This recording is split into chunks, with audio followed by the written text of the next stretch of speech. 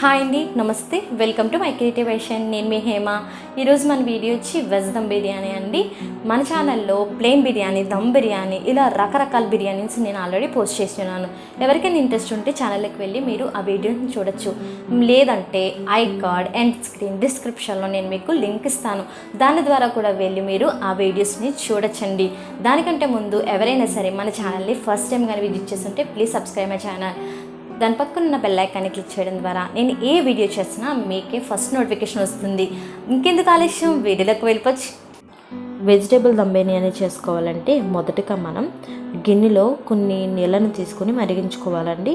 అలా మరిగిన తర్వాత అందులోకి అన్ని రకాల కాయగూరలను యాడ్ చేసుకోవచ్చు. ఇప్పుడు క్యారెట్ ముక్కలు, కొన్ని బంగాళదుంప ముక్కలు, కొన్ని బీన్స్ ముక్కలు, ఇవి కప్పు తీసుకుంటున్నాను. అలాగే కాలీఫ్లవర్ ముక్కలను కూడా ఇందులో యాడ్ చేసుకొని కొంచెం పసుపు, కొంచెం సాల్ట్ వేసుకొని కొంచెం సేపు ఉడికించాలి. ఇది మనకి 70% ఉడికితే సరిపోతుందండి. మరీ ఎక్కువగా ఉడికితే ఇవి చిదురైపోతాయి అన్నమాట.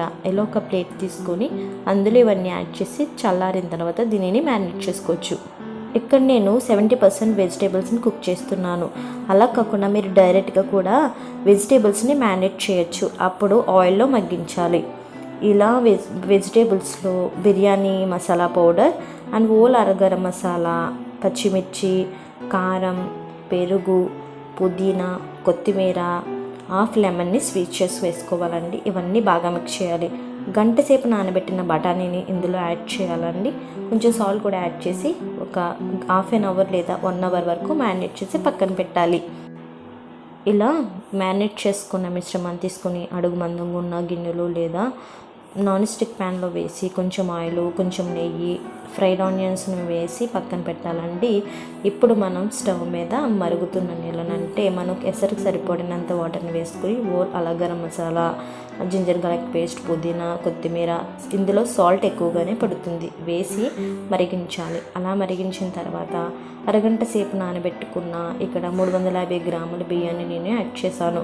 అవి మూత పెట్టి మనకి రైస్ అనేది కుక్ అయిపోయిందండి. అయితే ఒక 80 to 90% వరకు కుక్ చేస్తాను. అలా కుక్ చేసిన రైస్ని ఇందులో యాడ్ చేశానండి.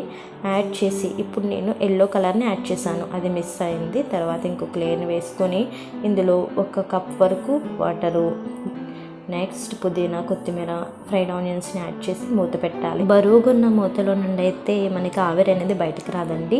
లేదంటే టిష్యూ పేపర్స్ లేదా మైదా పిండిని సైడ్లో పెట్టుకుంటే ఆవిరి అనేది బయటకు రాదు. ఇప్పుడు మనం సర్వ్ చేసేసుకుంటే బ్యూటిఫుల్ అయిన టేస్టీ అయిన వెజిటేబుల్ దమ్ బిర్యానీ అనేది రెడీ అయిపోయిందండి.